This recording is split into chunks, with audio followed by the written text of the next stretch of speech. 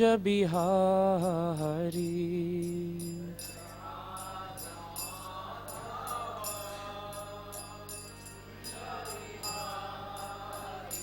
जय राधा माधवा जय कुंज बिहारी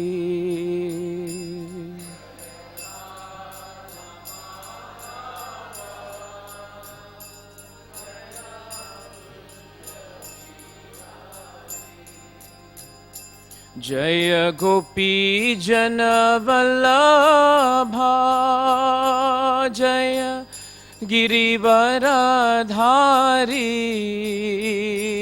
जय गिरिवरधारी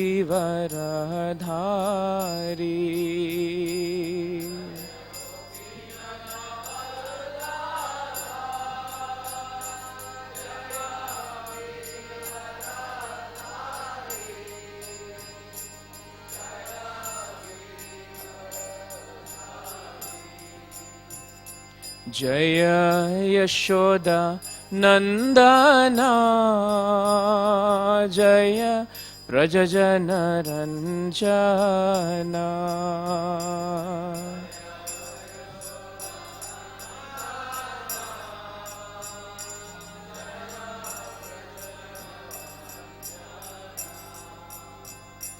जय यशोदा नंदना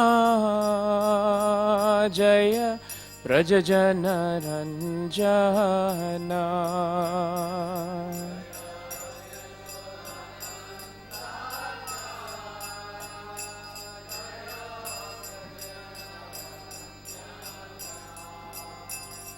जय यमुना तीरवनचारी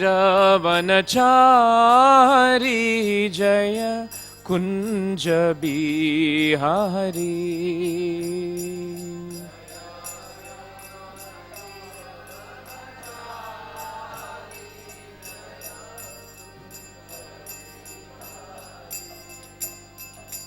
जय यमुना तीरवनचारी जय कुंज बिहारी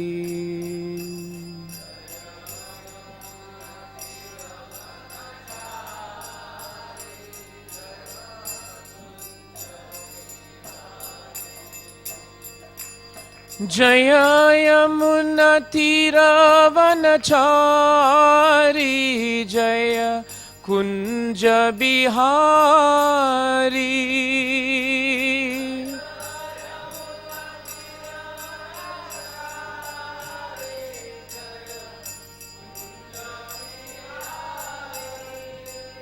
जय यमुना तीरवनचारी जय कुंज बिहारी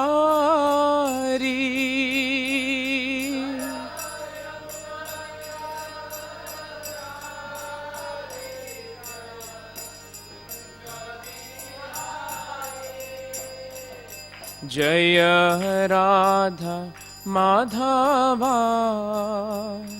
जय कुंज बिहारी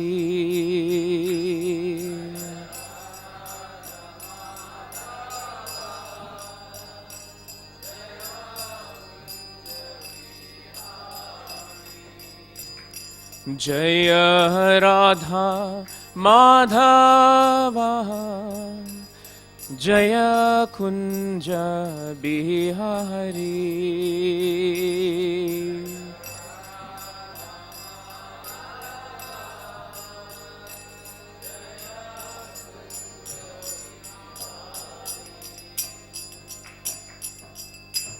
जय श्री श्री राधा माधव की जय श्री श्री राधा गोपीनाथ जी की जय श्रीला प्रभुपाद की जय श्रीला गुरुदेव की निताय गौर प्रेमानंदे ओम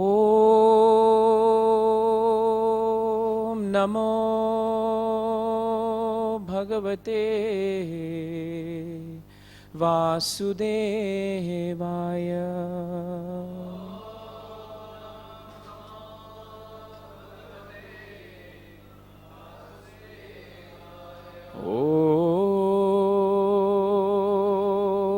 Namo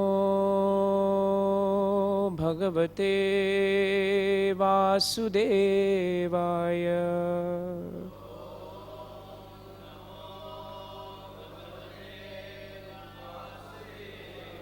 Om Namo Bhagavate Vasudevaya.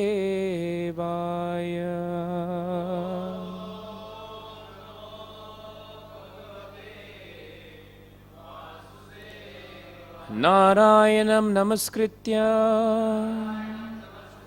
Naram Chaiva Narottamam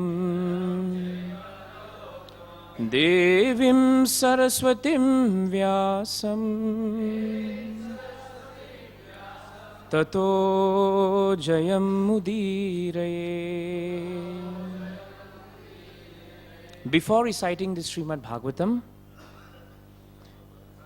which is the very means of conquest, one should offer respectful obeisances unto the personality of Godhead, Narayana, unto Nara Narayana Rishi, the supermost human being, unto Mother Saraswati, the goddess of learning, and unto Srila Vyasadeva, the author. Nasta praeshu abhadreshu Nityam Bhagavata Sevaya Bhagavati Uttama Shloke Bhaktir Bhavati Naishtiki. By regular attendance in classes on the Bhagavatam and by rendering of service to the pure devotee, all that is troublesome to the heart is almost completely destroyed, and loving service unto the personality of Godhead, who is praised with transcendental songs, is established as an irrevocable fact. Jai Grantaraj Srimad Bhagavatam ki. So on behalf of the disciples of Mahavishnu Goswami Maharaj, I want to offer very humbly my great gratitude to His Holiness Radhanath Maharaj and all the devotees gathered here and all the members of the congregation. Some of you I know by sight, some of you I know on the basis of loving relationship, but all of you are very special to us because of the love that Maharaj gave to my spiritual master in his last few months in this world. We are very happy to be here, and for me personally, it's a wonderful spiritual journey to always sit in the association of like-minded devotees and discuss Srimad Bhagavatam. Many of you here are much more qualified than I can ever be, but I seek your forgiveness and I seek your understanding that I will just try to speak something on a verse that was discussed by Guru Maharaj many years ago, and I'm just taking the notes from his class or his discussion. And maybe for a few minutes I may discuss the verse, and then after that perhaps I may reflect on some of Maharaj's glories and pastimes. Time is of the essence always, and Bhagavatam is so nice that 1 hour will fly before I know it. So I'm very mindful of the timing. So just bear with me to see what I can speak. Bhagavatam can only be touched in 45 minutes or half an hour. Maybe it can be smelt little bit, but Bhagavatam is so beautiful that even if you take 10 minutes of it, it is still complete. So this verse is an important verse because it tells us the importance of obedience and the importance of how a disciple or a son should follow the instructions of his father or spiritual master. So let us chant the verse together, then that would be nice.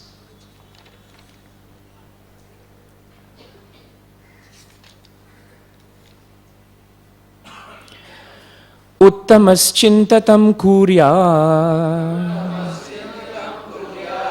Proktakari tu madhyamaha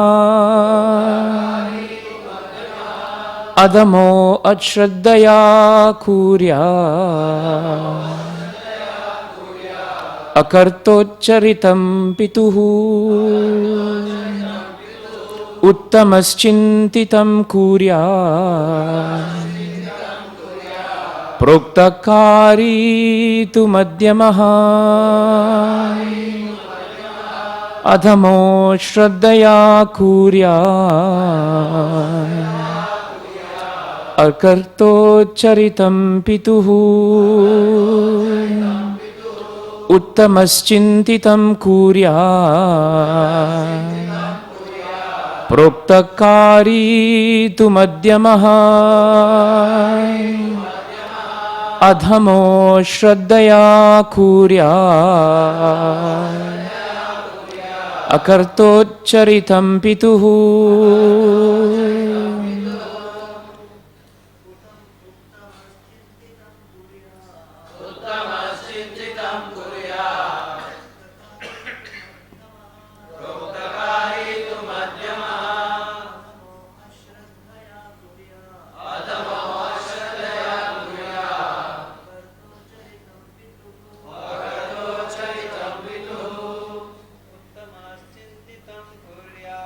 uttamaschintitam kurya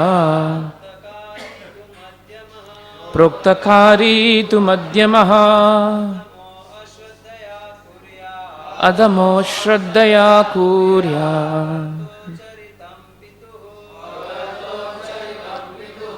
Matajis, uttamaschintitam kurya proktakari tu madhyamaha adhamo shraddaya kurya.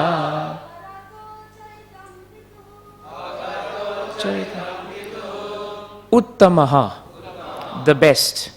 Chintitam, considering the Father's ideas. Kuryat, acts accordingly.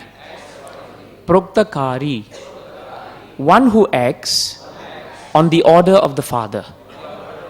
Two, indeed. Madhyamaha, mediocre. Adhamaha, lower class. Ashraddaya, without any faith. Kuryat, acts. Akarta, unwilling to do. Uchcharitam, like stool. Pituhu, of the Father. Translation and purport by His Divine Grace A.C. Bhaktivedanta Swami Prabhupada ki. Please repeat the translation. A son who acts by anticipating what his father wants him to do is first class. One who acts upon receiving his father's order is second class. And one who executes his father's order irreverently is third class. But a son who refuses his father's order is like his father's stool. Please hear the purport. Puru, Yayati's last son, immediately accepted his father's proposal, for although he was the youngest, he was very qualified. Puru thought, I should have accepted my father's proposal before he asked, but I did not. Therefore, I am not a first-class son, I am second class. But I do not wish to become the lowest type of son who is compared to his father's stool. One Indian poet has spoken of putra and mutra. Putra means son and mutra means urine. Both a son and urine come from the same genitals. If a son is an obedient devotee of the Lord, he is called putra or a real son. Otherwise, if he is not learned and is not a devotee, a son is nothing better than urine. Jai Shri Prabhupada, Transcendental Purports ki. Om Ajnana-timirandasya Jnananjana-shalakaya Chakshurunmilitam Yena Tasmai Shri Guruve Namaha Sri Chaitanya Manobhishtam Stapitam Yena Bhutale Swayam Rupa Kadamayam Dadati Swapadantikam Vandeham Shri Guru Shri Yutapadakamalam Shri Gurum Vaishnavamscha Shri Rupam Sagrajatam Sahagana Raghunatam Vitam Tam Sajivam Sadvaitam Savadutam Parijana Sahitam Krishna Chaitanya Devam Shri Radha Krishna Padhan Sahagana Lalita Shri Vishakan Vitamscha He Krishna Karuna Sindho Dina Bandho Jagatpate Gopesha Gopika Kanta Radha Kanta Namostute Tapta Kanchana Gorange Radhe Vrindavanishwari Vrishabhanusute Devi Pranamami Hari Priye Namo Mahavadanyaya Krishna Prema Pradayate Krishnaya Krishna Chaitanya Namne Gaure Tvishe Namaha Vancha Kalpatarubhyascha Kripa Sindhubhya Evacha Patitanam Pavanebhyo Vaishnavebhyo Namo Namaha Jai Sri Krishna Chaitanya Prabhu Nityananda Shri Advaita Gadadhara Shrivasadi Gaura Bhakta Vrinda Hare Krishna Krishna Krishna Hare Hare Hare Rama Rama Rama Hare Hare.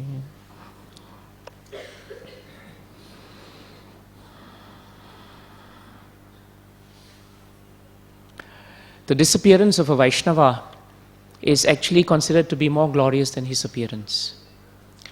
When Maharaj was in his last 3 months or so, in October or November in Rajkot, it was 16th of October or 17th October. He called me one evening and said that my health is not good and I'm leaving Rajkot. He said, now Devaki, I'm not going to come back to Rajkot. And I said, Maharaj, you've said that many times, but you will come back. And Maharaj said, no, this time there's no coming back. Then we were discussing about the temple project. And he spoke as if he was leaving everything. And then I asked Maharaj, sometimes when we speak about appearance of someone, we don't know who that person is. And Maharaj continued and said, in our tradition, we may not know how great a Vaishnava is when he's born. Because very often we don't understand who he is until he manifests his greatness later. But by the time a great Vaishnava winds up his pastimes, everyone can come to understand his glories. So that's why for Vaishnava's disappearance day, whether it's Tithi or whether it's calendar, is considered to be very important. The other thing that is also very important for us to remember is the fact that for the Vaishnavas, frankly speaking, they never actually leave us. Frankly speaking, Vaishnavas have no beginning and no end. Because Vaishnavas are non-different from the sound incarnation that they manifest on the platform of Srimad Bhagavatam. And because a Vaishnava is always connected to Srimad Bhagavatam, he continues to eternally live with Bhagavatam.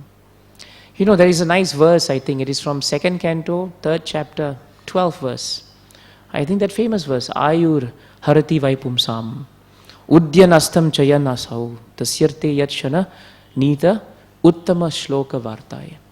In this verse, actually, this verse is very important for Vaishnavas because Bhagavatam tells us very clearly that even though the rising and the setting of the sun may occur and will occur in this material world, and though it decreases the duration of everybody's life, the only exception is one who is utilizing his entire time by discussing the topics of Krishna.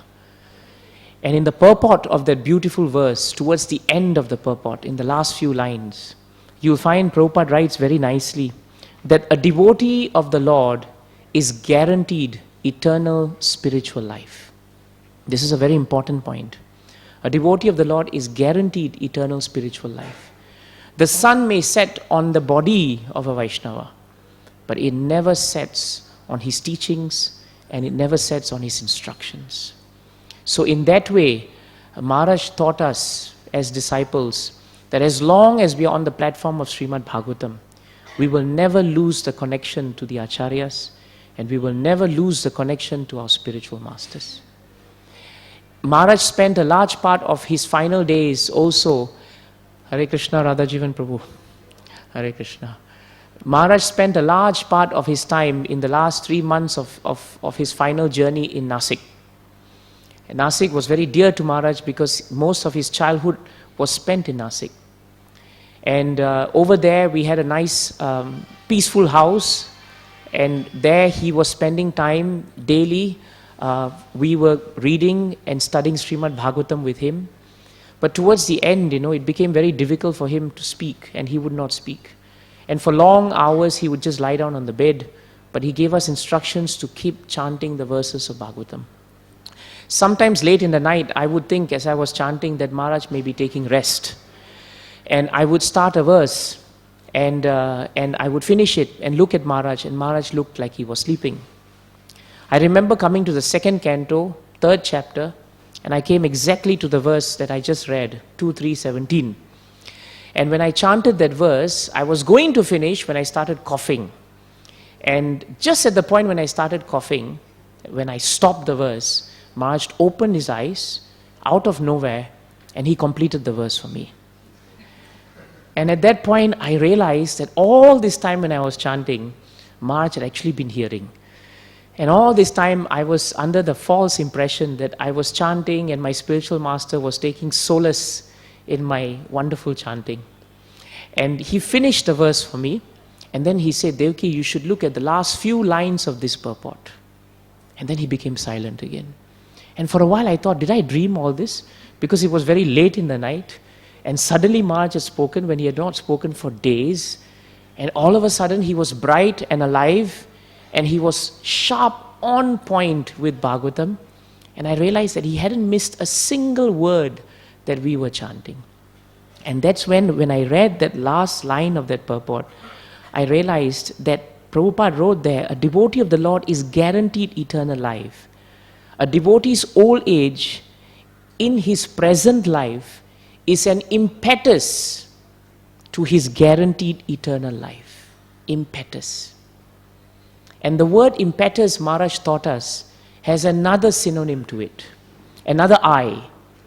Maharaj instructed us in Bhagavatam that when we want to take impetus from Krishna, in order to get impetus from Krishna, we must become inspired by Krishna.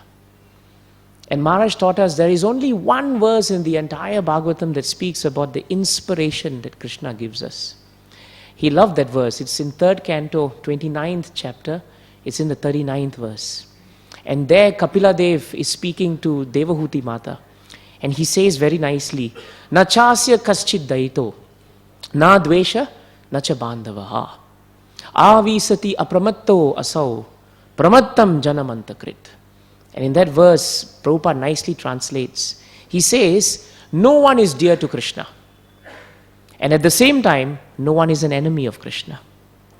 But Krishna gives inspiration to those who have not forgotten him. And for those who have forgotten Krishna, he actually destroys them. How does he destroy them? Prabhupada writes in the purport. He destroys them in the form of death. So when Maharaj was speaking to us from the Bhaktivedanta hospital, many times he quoted this verse. And he said that as long as we are trying to remember Krishna, we will always have the inspiration to remember Krishna. Maharaj said, don't search for inspiration in the sky when it is very much on the ground. Inspiration is not something where your hair stands on end and for a moment you feel like jumping higher in kirtan. Maharaj said inspiration is actually coming on the platform of serious study of Srimad Bhagavatam. If you bury your head in Bhagavatam, then naturally Krishna gives you the impetus to become inspired on the basis of Bhagavatam. So this verse is important because as long as we forget Krishna, Maharaj made it a point to make us remember that by remembrance of Krishna, we are inspired. By forgetfulness of Krishna, we will have to die. The Vaishnavas never die because they continue living on the basis of the instructions and on the basis of Bhagavatam. So when Maharaj had a stroke in the beginning of the, in 2000, 1999-2000, he suffered a major stroke. And in that stroke, doctors told us that his chances of actually pulling through is very slim. And at that point of time, I had sat down with Maharaj and I'd asked Maharaj, what happens if you leave? What happens if you leave now? How will I be able to contact you? How will I be able to speak to you? And Maharaj made a very interesting point. He said, Devaki, just remember one thing. This material body has no value.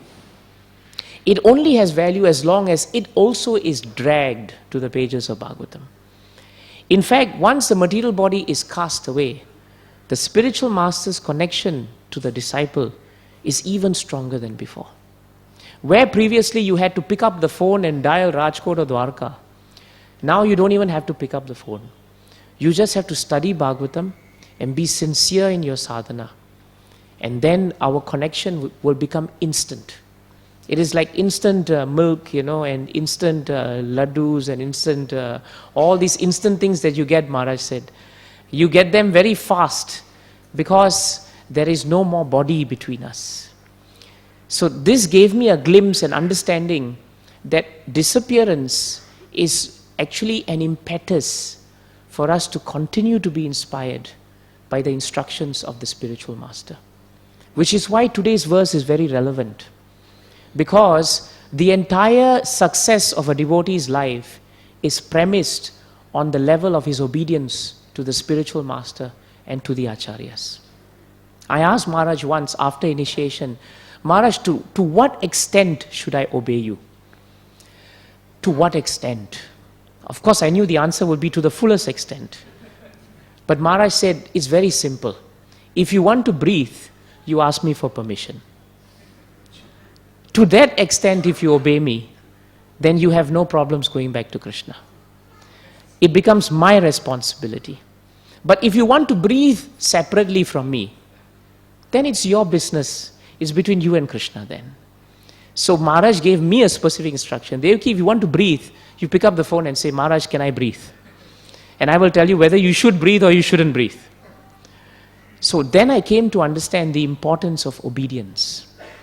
And there was nothing more important to Maharaj than a devotee trying to obey.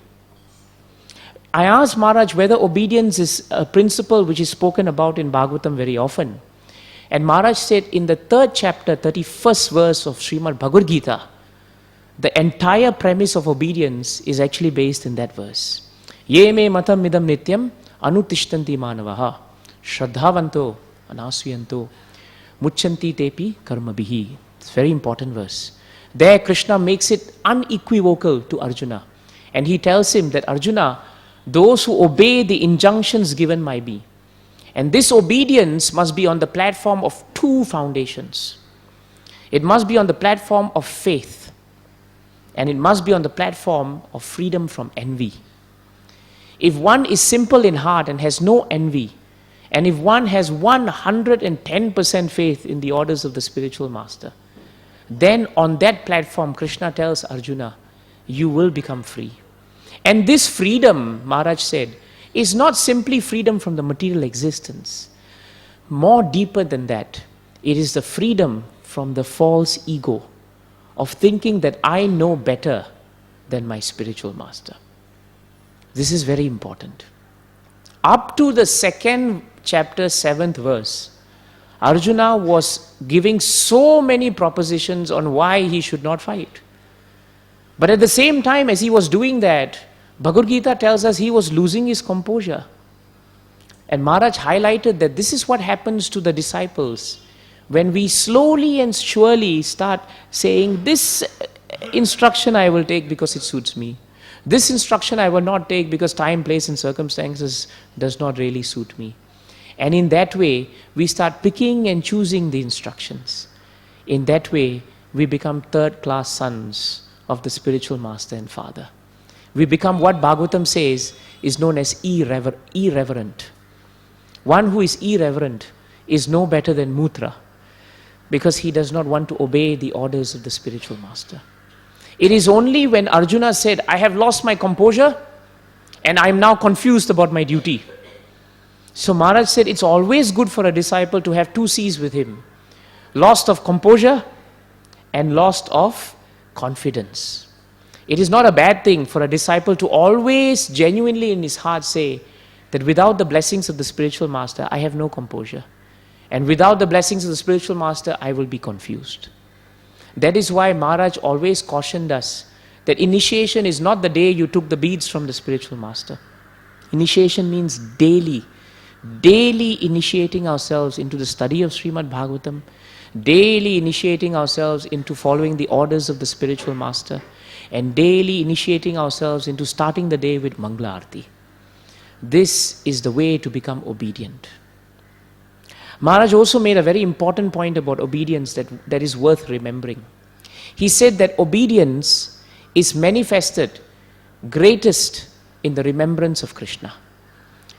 Your obedience will be tested by how much you remember Krishna. If you do not obey the orders of Krishna, Sastra and spiritual master, we actually factually cannot remember Krishna even for a single second.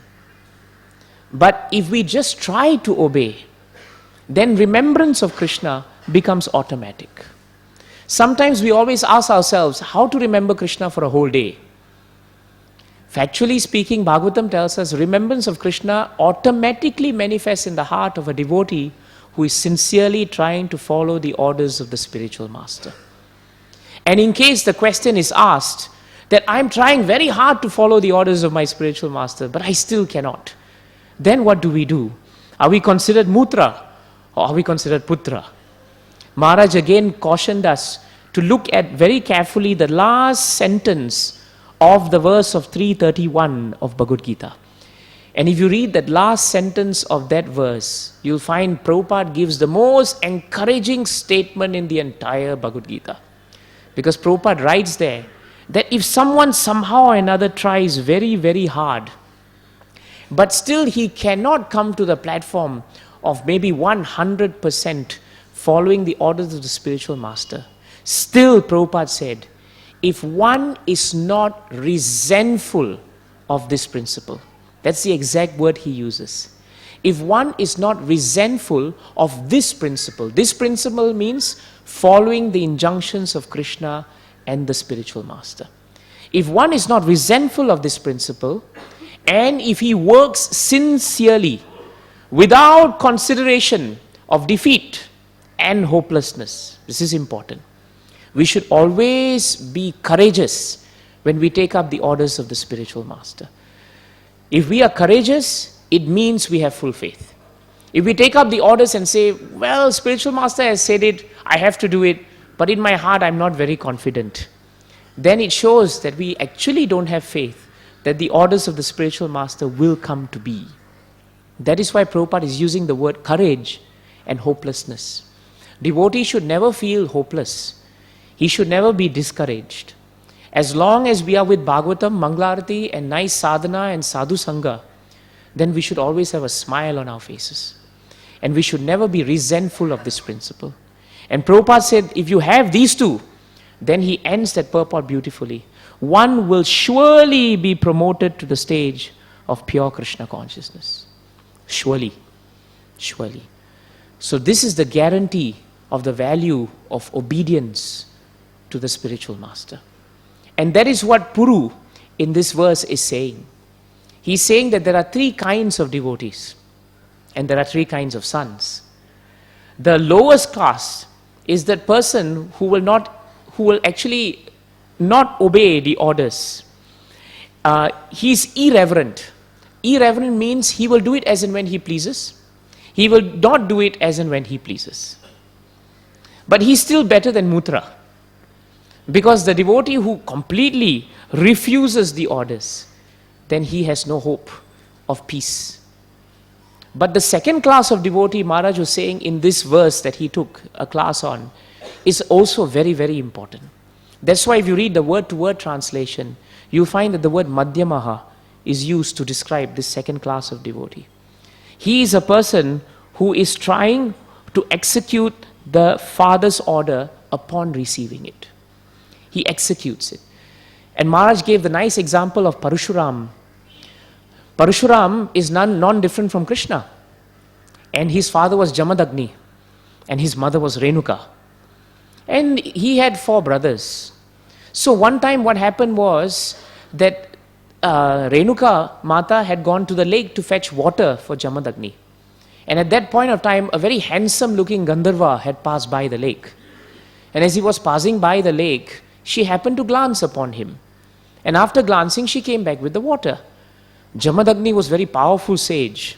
And he could immediately discern that she had looked at this Gandharva and she had remarked in her heart, very simply, that he looks very handsome. That's all. And the moment she did that, Jamadagni then looked at Renuka and said, "You have become unchaste to me, because you have actually glanced upon another man." When Maharaj took this verse in a class, he said, if this was the standard, and if Jamadagni was here today, then no Padni will be ever chaste, and no husband will be considered chaste. Because in today's Kali Yuga, the standard of chastity is very different from the time of Jamadagni. Today, even if we don't want to glance, all these things are just forcing us to open our eyes and look at them. But in those days, this was the standard of purity. So then Jamadagni calls his other sons. Parshuram had gone to the forest. He was not around. He says that today your mother has become unchaste. And if you accept me as a father and a spiritual master, it becomes your duty to follow my orders. So they said, yes, my dear father, we will definitely follow your orders. Tell us what we should do. And he said, now I want you to chop your mother's head off immediately. And immediately they thought, but father, this is my mother. Why should we cut the head? And Jamadagni said, I thought you were ready to follow my orders. And immediately he cursed them to become stone-like statues. Parashuram comes back from the forest and he sees a terrible sight. His mother is crying, she is on her knees, and his brothers are turned into statues, and father is looking very upset. So he drops all the wood he has collected and he falls at the feet of Jamadagni. And he asks Jamadagni, what has happened, my father? Command me and tell me what I should do. And he said, will you obey me without hesitation? And Parashuram famously said, if I have accepted you as my spiritual master, then it is my duty to obey you. And he said, chop off your mother's head. And Parashuram, without a single moment of hesitation, says, yes. And he chops her head off. And the moment he does that, Jamadagni becomes very pleased. And he says, my dear son, today you have pleased me to no end. Now you ask from me 2 boons, and I will give it to you. And Parashuram said, if you are asking of me to ask of you 2 boons, then I only have 2 very simple boons. First, you please bring my brothers back to life. And Jamadagni said, why not? And what's your second boon? Now you please put the head of my mother back to her body and you bring her back to life. And Jamadagni said, why not? And I will do that too. And Maharaj said, Sastras give us this wonderful example of this great obedience. Because in 3:24:13 of Srimad Bhagavatam, Brahmaji himself states this point to Kardama Muni. He tells Kardama Muni that he's so pleased with him for agreeing and obeying his instruction to get married. And he says that sons ought to follow the instructions of the father up to this extent, that they should say, yes, sir, the moment an order is given by the spiritual master. And Prabhupada quotes Srila Bhaktivedanta Swami Thakur Maharaj in that famous, wonderful purport to say that Bhaktivedanta Swami Thakur Maharaj said, the instructions of the spiritual master are the life and the soul of the disciple. The spiritual master's instructions are nothing else but the breath by which the disciple lives. If a disciple cannot say yes, sir, to the order of the spiritual master there and then, Prabhupada writes very strongly, that disciple is considered fallen. What a powerful purport. And this is exactly what Parashuram did. And that's what Maharaj advised us. When I took initiation and I asked Maharaj on this point of obedience, he said, if I tell you to do something, you do it and ask questions later. That's very simple. If you do it first, then you get full blessings. After that, your questions come, and that's all right. But if you ask questions before you do it, then what happens is that the full force of the blessings of the parampara does not fall on you. Maharaj told me one thing. All the entire ISKCON movement is premised on the glorification of Krishna. Isn't that true? Our whole business, Prabhus and Matajis, frankly, is not even to preach. Our first business is to glorify Krishna. If you read Prabhupada's letters to his disciples in the early years when they were saying nobody is coming, we have a very small center, Prabhupada was very encouraging. He said, it's not important how many people come. Are you glorifying Krishna? That is the key. If you're glorifying Krishna, Krishna will send the people. Why to worry who comes? And this is the principle of our movement, to glorify Krishna. And if we remember Shukadev Goswami's great instruction in 10.1.4 of Srimad Bhagavatam, Nivritta Tarshe Upagiyamana. This one line is very important. Bhavao Shodachotra Mano Birama Kauttama Shloka Gunanuvadhat. In these 3 lines, Shukadev Goswami is saying very nicely that the key is that if you want to properly glorify Krishna, it must be done through the parampara system. And that is why the spiritual master gives the instructions to the disciple, so that he, by following the instruction, you are already glorifying the parampara. That is why we do not have a life apart from the instructions of our spiritual master. In that way, life becomes very simple. And that's what became of Parashuram. Parashuram Maharaj said in that lecture, did not have to think. Prabhu's Mataji, the best thing you can do in spiritual life is don't think. When you chant, please don't think. Whenever I ask Maharaj, what is the success to chanting? Maharaj said, very simple, don't think. Sometimes I would turn to Maharaj and say, Maharaj, I think, don't think. Then I would say, Maharaj, I think my chanting, don't think. Then I'll say, my chanting is not so good. Maharaj said, why do you say that? I think. Maharaj said, don't think. Sometimes I say, Maharaj, when I'm chanting, I'm thinking that maybe the chanting is not good. Maharaj said, chanting is not good because while you are chanting, you are thinking. So he said, thinking is material. It has nothing to do with chanting. Chanting is spiritual. Do you realize how whenever you start chanting, the mind will start planning your day. Suddenly you become very organized. You start planning ahead. Today, at this time I will do this. All of this is done on the platform of wonderful chanting. And the more wonderful we chant, the more wonderfully we plan. And Maharaj said, the more wonderfully you plan, the more hopeless is your chanting. But the mind is so wonderful, in its concoction, it will tell you, you chanted very nicely. You know how you know you chanted nicely? Because you plan your life very nicely on that day while you chanted. And in that way, we forget Krishna. Remembrance of Krishna does not require the mind. It only requires following the instructions of the spiritual master. That's all. We don't have to use the mind. That is the second class devotee. But the first class devotee, Bhagavatam gives a very beautiful glimpse of who he is. Bhagavatam tells us that the first class devotee is one who anticipates. And if you read the word to word of Bhagavatam, this verse, the word that Maharaj really liked in this verse is chintitam. Chintitam means to consider the Father's idea. Prabhupada never used a single word capriciously. Always take this back with you. Every single word used in Bhagavatam, every comma, every full stop is for a reason. If Prabhupada used the word consider, it's because it is significant. So Maharaj said, Prabhupada used the word to consider the Father's idea is the mark of a first-class devotee, disciple. And what does that mean? To consider means to anticipate. One who is always considering, what would Guru Maharaj want me to do in this situation? That's how Maharaj taught me and taught us to consider the point of initiation. And as he was leaving this world, when I asked him, how am I to follow your instructions, Maharaj? He said, just remember every time you want to make a decision, every time you want to say something, just remember that what would you say and how would you behave if I was standing right next to you? Would you say something or would you not? And your conscience, Devaki, will be very clear on this matter. Whether you accept it is a different story. But your conscience will speak up and say, you know what? You can't say this. Because can you repeat the same thing in front of Guru? You cannot. This is the meaning of chintitam. This is how we always consider the ideas of Krishna, the ideas of the spiritual masters.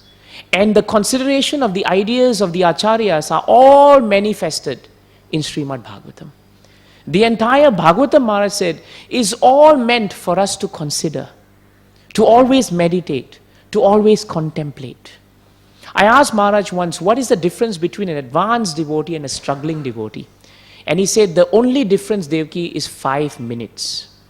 And I said, why 5 minutes is the difference? He said, a struggling devotee hears Bhagavatam class and the moment the book is shut, he's talking about prasadam. Or he's talking about the weather, or he's planning his day. But the advanced devotee, the moment Bhagavatam closes in front of him, it opens in his heart. And he then spends the entire day considering the ideas of Bhagavatam. Chintitam. This is the meaning of anticipation. This is what we should remember. So that's all I can say about the class, even though there's so much to say. But I have about 5 to 8 minutes left. And I want to speak only 5 minutes. And I know Radhajivan Prabhu is here. And he's a very, very senior member of this wonderful movement of Prabhupada. And he had wonderful dealings with my Guru Maharaj. And he was instrumental in the formation of ISKCON Dwarka. So all I can do as a disciple of Maharaj is to just maybe give you some idea of the personality that Maharaj was in his mortal body when he was here. Maharaj's nature was that he was very personal. Maharaj had no secretaries, didn't want anyone to be in between him and his disciples. You could call Maharaj any time of the day. And if you didn't call him, after 3 days, he would pick up the phone and say, why you're not calling? Are you all right? Is something wrong? Maharaj had a diary with him with all the numbers. And he would plan, Monday, Wednesday, Friday, I'm going to call Abu Dhabi. Tuesday, Wednesday, I'm going to call Singapore. And like that, half the day would be spent remembering his disciples. And because he had to look at the phone book very often, he would write down Bhagavatam verses around the phone book. So that when he looked at a line of numbers, and we still have that phone book with us, you would see one verse from Bhagavatam next to it. So Maharaj said, this is how I don't become trapped with the phone. I look at the Bhagavatam verse, I pray very hard to Krishna, so that I can hear what my devotee disciple is going to tell me. And in that way I can tolerate the difficulties of the material existence. So that way Maharaj was very personal. Maharaj had no fear of death. In fact, he always told me that Devaki, those who fear death, they will die. Those who don't fear death, death runs away from them. When Maharaj had a stroke in 1999, doctors told us that there is a 90% chance he will be paralyzed. So he was kept under 72 hours surveillance in the London hospital. I flew in from Singapore after 24 hours and I didn't know what would I see there. And the moment I came in there, Maharaj, when I came in and I walked in and I saw Maharaj, I thought I would see a terrible picture of Maharaj being paralyzed. But at that point of time, I saw Maharaj starting to move his right hand up and down and saying, Devaki, this is what they call a stroke. I thought I would be finished, but my hand is moving. But his legs could not move, So for the next 2-3 days, it was very difficult. And while he was in hospital, there was a clot forming from his calf muscles and it was moving up to his lung. And the doctors say if it gets lodged in his lung, it becomes an embolism and that second stroke he will not survive. Late one night as he was lying down in the hospital, the doctors also warned me that the stroke is such that he will lose his memory. And I remember feeling very, very, very downcast because Maharaj lived based on his remembrance of Bhagavatam and verses. What he would do every morning is, Maharaj's general living was by 2 in the morning he would wake up and he would start shaving. Because he was a bit elderly, his shaving took a bit of time. While he was shaving, he would be able to chant 3 to 5 verses of Bhagavad Gita. And after shaving, while he was washing, he would finish another verse or another chapter. By the time he went to take bath, he would be chanting another 4 or 5 verses of Bhagavad Gita. He would wash his clothes right to the end. He never allowed anyone to wash his clothes. Once I asked him, Maharaj, why are you so humble that you don't want anyone to wash clothes? He said, Devaki, it's nothing to do with humility. You fellows don't know how to wash clothes. It's nothing fancy. It's not about my humility. You spoil my clothes. You will rinse it this way and squeeze it that way. You people left eating meat, but you exhibit violence in the way you squeeze your clothes. You know, when your dhoti has been used, what do? You throw it on the floor. That is a symptom of your taste for meat eating. It is a subtle form of violence. When clothes have been used, you fold them neatly, you put them aside, and then you lovingly wash them. Maharaj said, bhakti is like fabric of cloth. If the fabric is strong and you rinse it, the kurta survives. But if your fabric is thin, even a simple rinse will tear it. Our bhakti must be strong in fabric. So he told me, don't wash my clothes because I'm humble, because you fellas don't know how to wash it. So by the time he washed his clothes and by the time he finished all his daily morning and by the time he applied tilak, almost 15, 16 chapters of Bhagavad Gita he would finish. And by the time he was ready to start his rounds, he would start his rounds round about 3 o'clock in the morning. He always instructed us that we should chant our rounds before Mangala Arati. Because if you chant your rounds before Mangala Arati, then you are prepared to receive Krishna in the form of Mangala Arati in the right mood. Otherwise what happens is while Mangala Arati is going on, we are thinking, when can I sleep? Or this is too much. We will not be in the proper mood to receive Mangala Arati. Maharaj was very particular about Mangala Arati. In Dwarka one time there was a big flood, big typhoon. And for 3-4 days non-stop the rains were going on. The deities were up to here downstairs. And I was worried, because I was thinking, how am I going to call Singapore? How am I going to tell them that I'm in this? And Maharaj made me more worried because he said, I think Devaki, this time Dwarka is going to go down into the waters for the second time. And I thought, Maharaj, that's not a very nice thing to tell me because I'm very attached to my family in Singapore. He said, Devaki, now we should be prepared to die in this flood. And that got me more worried. Why is Maharaj telling me all this?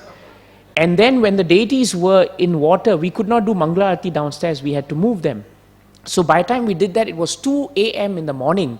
And we had to move Maharaj from his ashram upstairs to the second floor because of leakage. We put him on a small wooden bed. There was no electricity, just a candle. And then we told Maharaj, Maharaj, it's 2 o'clock in the morning. You please take rest. You're elderly, you should take rest.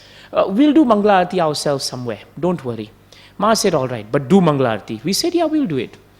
But in our hearts, we were thinking it's already 2:30. We are very tired. We'd had a long day. It's okay if we skip Mangala Arati. So I and my godbrother went to sleep. And while sleeping, I had a dream, I dreamt someone was singing Samsara Dava and playing kartals. And the longer I tried to wake up, the longer the dream went on. And after a while, when I woke up and I pinched myself, I realized this is not a dream. Someone is actually doing Mangala Arati. And I saw that the time was already 4:40. So I hurried down in the dark. I came to Maharaj's room. And there with a small candlelight, sitting very quietly with rain, water leaking all over him with a wet dhoti and kurta, Maharaj was singing Samsara Dava. And I really felt rotten to the core. Because I realized at that point, the reason why I told Maharaj to go to sleep and skip Mangala Arati was because I wanted to skip Mangala Arati. And I said, Maharaj, I'm very sorry that I missed Mangala Arati. Maharaj said, Devaki, sometimes we tell people, Prabhu, you're hungry, you want to eat? Factually speaking, we are hungry. But we can't tell him, that we are hungry. And we still have to be Vaishnava. And we have to have etiquette. So we say, Prabhu, are you hungry? Just hoping that he will say yes, and then we can also take. So he said, like that, you told me that you should take rest. Because you wanted to take rest. So I said, Maharaj, what should I do? And he said, you should seek pardon from Krishna. Sincerely. Any time you miss Mangala Arati, you should seek pardon. When Maharaj had the stroke, not a single day in the hospital did he miss Mangala Arati. At 4:15 sharp, without a watch, he would call, Hari Bol, Hari Bol. And then I would be sleeping under his bed. I would get up, what time is it? I'll say 4:15. Maharaj says, sing Samsara Dava. And we would sing. He never missed it. And one last point I can remember on his renunciation. When he had the stroke, one day he called me and said, Devaki, now I want you to inform the GBC and I want you to inform the authorities that I'm going to give up sannyas. And I thought, this is the end of my life. If Maharaj is going to give up sannyas, then what happens to us? I said, Maharaj, why are you giving up being a sannyasi? He said, sannyas means you have to travel, you have to preach. And traveling and preaching means you have to move. My leg is still not moving. How can I travel and how can I preach? Why should I wear saffron if I cannot do that? Better now I renounce being a renunciate. And I was thinking, I always thought the last word of renunciation is being a sannyasi. But now, how am I going to describe that Maharaj wants to renounce sannyas and that goes beyond renunciation of being a sannyasi? Maharaj said, it doesn't matter, I'll just wear white clothes because I should not pretend to be renounced when factually speaking I cannot live up to the ashram of renunciation. And that's when I realized, that Maharaj was not concerned about what color he wore. He always said that in your whole life, even if you don't wear saffron, your heart should be the color of saffron. When I was going to get married, Maharaj told me, now marriage means you're finished. 1 year after I got married, Maharaj asked me, Devaki, how is your marriage? I said, Maharaj, it's good. Maharaj said, don't lie. Be straightforward, man. Marriage and good is an oxymoron. It doesn't work. It's a contradiction in terms. Just say, Maharaj, I'm tolerating. At least I will accept that. He told me when I was going to get married, even if you're married, always keep a part of your heart strong in the fire of saffron and brahmachari. And you will only remain brahmachari in any ashram if you bury your head in Bhagavatam.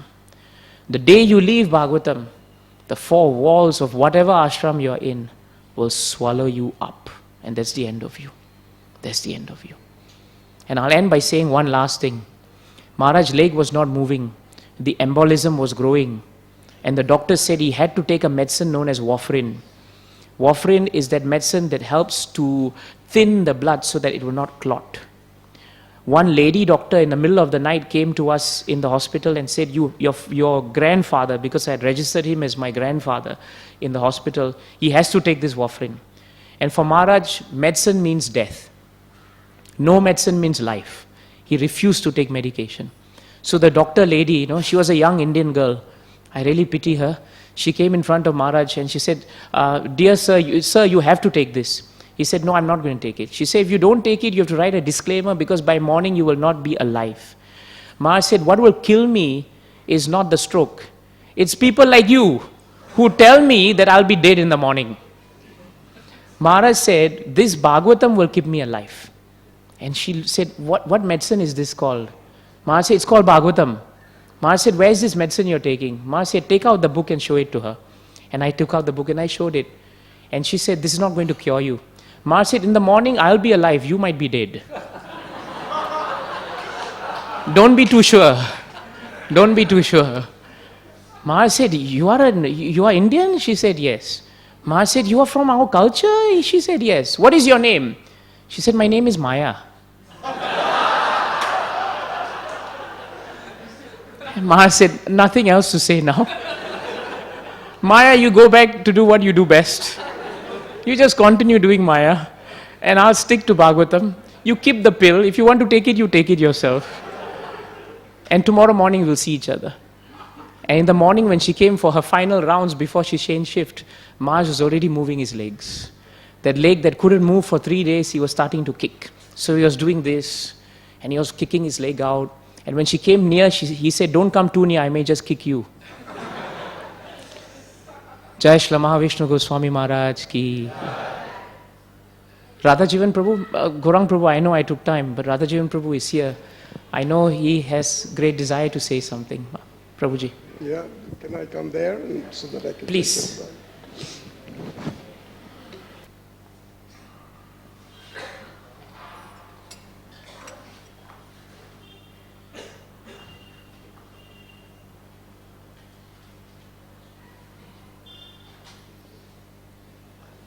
Hare Krishna.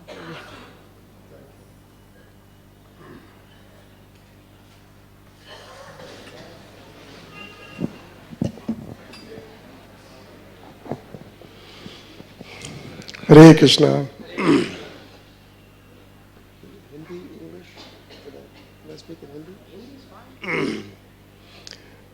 मैं हिंदी में कुछ कहूँगा। आज बड़े सौभाग्य की बात है कि महाविष्णु महाराज की स्मृति में मैं यहाँ आप सबके बीच उपस्थित हूँ। यही भगवान का चमत्कार है। हम लोग दिन रात ये प्रयास करते हैं कि हम लोगों को कुछ भगवत अनुभव हो। मैं इसी को भगवत अनुभव मानता हूँ। आज ऐसे सुंदर दिन, जबकि श्रील महाविष्णु महाराज की स्मृति में इतने वैष्णव भक्त एकत्रित हैं और देवकी नंदन प्रभु, जिनको मैं बरसों से जानता हूँ और बचपन से उन्होंने श्री महाराज जी की अनन्य सेवा की है और उनके श्रीमुख से इतने सुंदर वक्तव्य, रिमेम्बरेंसेस और महाराज की जीवनी को सुन करके सारी यादें बड़ी ताज़ा हो गई। महाराज जी से मेरी मुलाकात सन 1993 में लॉस एंजलिस में हुई थी। मैं उस समय नया अमेरिका गया था और मायापुर में मैं उसके पहले 14 साल रहा। एक विदेश जैसे जगह पे कुछ मन भी उखड़ा उखड़ा रहता था और उन्हीं दिनों श्रील महाविष्णु महाराज संन्यास उन्होंने लिया था नया और वे लॉस एंजलिस विदेशों के भ्रमण में निकले थे। जब मेरी मुलाकात उनसे हुई तो मुझे ऐसा लगा कि मेरे परमार्थिक जीवन में जैसे एक बाढ़ आ गई हो।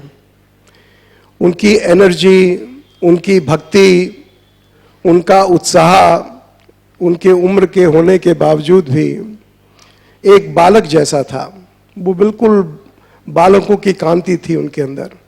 वे हमेशा हम लोगों को शुरू शुरू में सुनाया करते थे कि he used to say, why do you have this banana face? You should have an orange face. हमेशा वो हम लोगों के, क्योंकि जीव है ना, वासनाओं से हम लोग हमेशा मुंह लटक जाता है, क्योंकि वासनाएं जो है हम लोगों के भीतर भरी पड़ी हैं और उन वासनाओं की पूर्ति में हम लोग हमेशा, जितने भी हम जीव हैं, वो हमेशा एक प्रेशर हमारे ऊपर बना रहता है। तो वो तुरंत इसको सेंस करते थे and he used to chastise us, don't do this banana face, I don't like. इस तरह से महाराज हमेशा हंसते रहते थे, हंसाते रहते थे और जो उनको करीबी से नहीं जानता था वो ये समझ सकता था कि वो महाराज is a light person.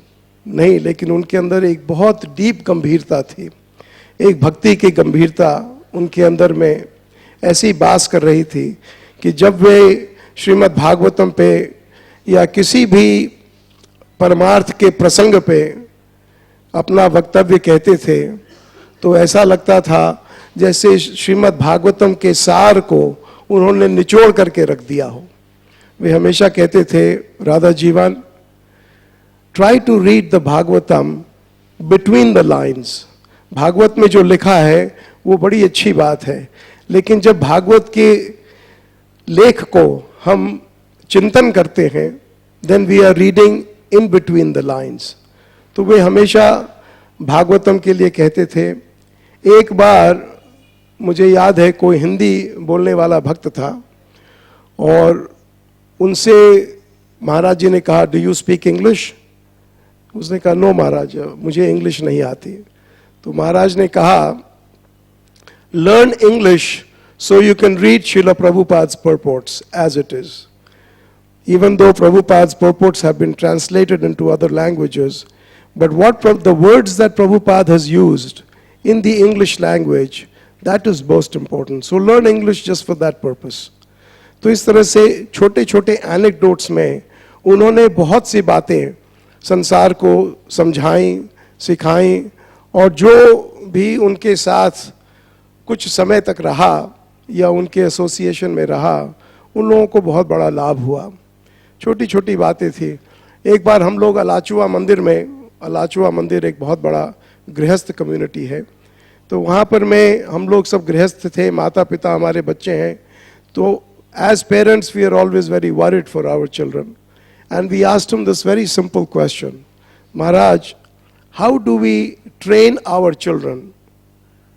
And he gave an answer that I will never forget in my life. He said, children have very big eyes and they have very small ears. You show them by example and they will follow you. You try to instruct them and they will never follow you. And this is the mistake you boys and girls are always doing. You are not following, you are not showing an example, and you are wanting to instruct your children to become pure devotees. So this is something I always remembered, how children have big eyes and small ears. And I think it goes for all of us. We all have big eyes. We are watching one another. We are watching the acharan of the other devotee, of the leading devotee, of the senior devotee, more than we are watching the words, hearing the words of the devotee. So इसमें प्रभु महाराज जी ने हम लोगों को बहुत बड़ी शिक्षा दी कि हमारे वक्तव्य के साथ, हमारे प्रीचिंग के साथ, हमारे आचरण बहुत ज़रूरी है. हम अगर भक्त का आचरण करेंगे, भक्त का व्यवहार करेंगे, तो निश्चित हम दूसरे को प्रभावित कर सकते हैं. इस तरह से फिर से मैं कहूँगा, कहने को तो बहुत सी बातें, हाँ बस go on. Few more minutes? Okay. बहुत सी बातें हैं महाराज श्री के बारे में. बड़ी वृद्ध अवस्था थी उनकी. मुझे याद है वे द्वारका जी जा करके और ऐसे ही पेड़ों के नीचे, द्वारका से पहले जंगलों में एक उनका शिष्य था विदेशी, उस लड़के को वो भी थोड़ा सा पागल सा ही था, उसको लेकर के और पेड़ों के नीचे महाराज 1-1.25 महीने तक रहे थे. He lived under a tree in a forest, and he would sit there, and somehow some food would come from somewhere, and he would eat 1 or 2 rotis, and him and his disciple, they would read Bhagavatam all day under the tree. He had nowhere to go. Sometimes he used to joke. He said many deep things in his very jovial statements. He said, Radha Jivan, my name is Mahavishnu Goswami. So after 3 days in any temple, they say, Goswami.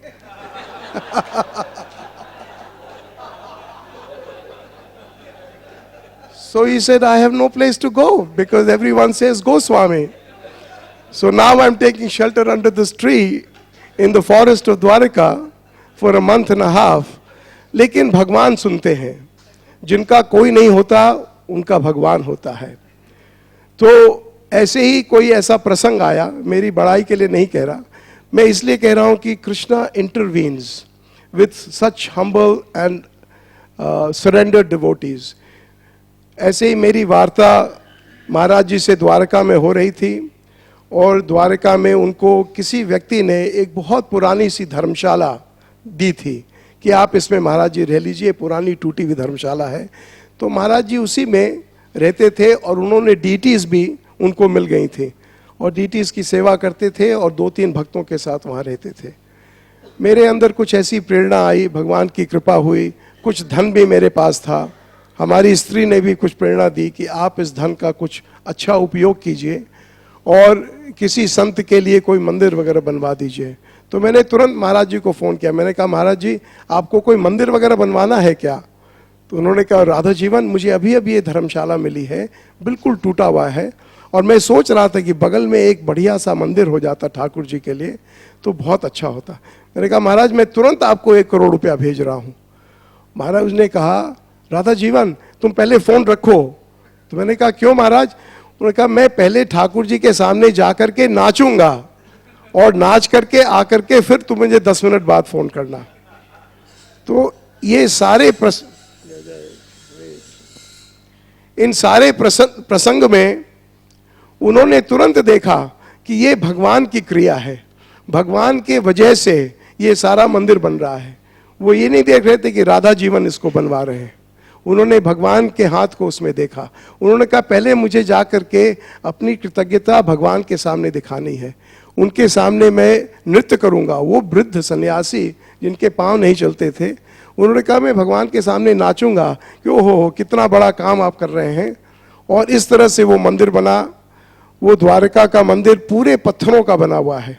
और महाराज जी ने, हम लोगों ने कहा भी महाराज जी बहुत महंगा है इस तरह से, उन्होंने कहा नहीं नहीं, ये 5000 साल तक नहीं टूटेगा ये मंदिर, इसलिए इसको बिल्कुल पत्थर का, और वो भी कार्विंग के पत्थर का बनाना है। अब वो बड़े थे, हम लोग कुछ नहीं कह सके, और उन्होंने कहा तुम्हें आवश्यकता नहीं, तुमने इतना किया बहुत है, और पैसे अपने आप आ जाएंगे। वो पैसा भी आया, मंदिर भी बना। और आप लोग जो द्वारका गए हैं वहाँ देखिए कैसा भव्य, वो इतना भारी मंदिर महाराज जी ने बनवाया। उस समय मैं ओपनिंग में गया था और मैंने उस समय कहा भी था कि देखिए इस कलयुग में एक द्वापर युग का मंदिर ऐसे संत ने खड़ा किया है अपनी निष्ठा से। उसी तरह से मंदिर जब बन गया, 1 साल हुआ, महाराज रुक नहीं पाए। महाराज ने कहा मैं राजकोट जा रहा हूँ। मैंने कहा अभी तो मंदिर आपने बनाया है, you should live here, you should enjoy this temple, you should be comfortable and live a retired life. He said, नहीं, I have to go now to Rajkot. So he went to Rajkot. I did not support the idea. I said, now why are you going to Rajkot at this age? He got himself a small little apartment. He stayed there. He made the entire community Krishna conscious. And then one day, I was visiting him in Rajkot. And he said, Radha Jivan, let's go. There is a very beautiful piece of ISKCON land I want to show you. That land was in a God-forsaken place. Nobody ever went there. So he took me in the car. It was a nice piece of land with no water in it, no neighbors, nobody. And then he said, Radha Jivan, one temple must be built here. I quietly walked away from there and went and sat in the car. I said, I think our Maharaj is getting senile with old age. He's building a temple here in the middle of nowhere with no water, and yahan par now I have to put my money here. But Maharaj was insistent. Maharaj understood that this boy is weak, he doesn't understand, and I went back to Delhi after a few days. Later on I heard, after 2 months, Maharaj had built a small little hut on that piece of land. He had given up his apartment in the city and he had moved there with his 1 or 2 disciples. Water was coming from outside, nothing was there, it was extremely hot, there was nothing growing, not a tree was there. So, very defeated, I went back to see Maharaj, and Maharaj was sitting there smiling with his kartals and Bhagavatam, and he said, see Radha Jivan, we have already started the project.